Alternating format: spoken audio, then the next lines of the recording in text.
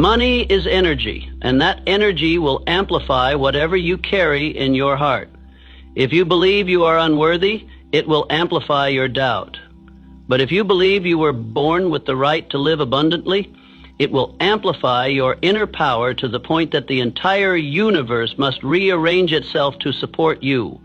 I want you to know, you don't need to carry burdens that aren't yours. Like an old coat that once kept someone warm during a harsh winter but now only suffocates you in the spring, you can take it off, you can lay it down, and you can walk forward, not with resentment but with gratitude, because through the old lessons you've grown deep enough to create a new path today.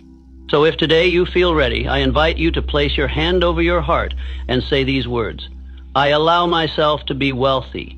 I no longer repeat the old beliefs. I create a new chapter where money and kindness, money and spirituality, money and love coexist within me in harmony. Let these words be the new threads that weave the fabric of your life, and then the miracle will come, not from somewhere far away, but from the very energy you've just set free within yourself. There is a principle I believe everyone has heard at some point in their life, whether through a teacher's words, an old book, or simply from observing nature. Whatever stops flowing will die. Water that doesn't circulate becomes stagnant. Air that doesn't move becomes suffocating. And money, like every other form of energy, needs to flow, to be exchanged, to be set in motion in order to remain alive. I call this the sacred law of circulation. I once lived through a period when every dollar I earned came with a fear of loss. I held tight, I cut back, I hesitated to give even a small amount because I thought, what if I lose it? But then I realized, when you hold on to money out of fear, you unconsciously block the flow that allows it to return.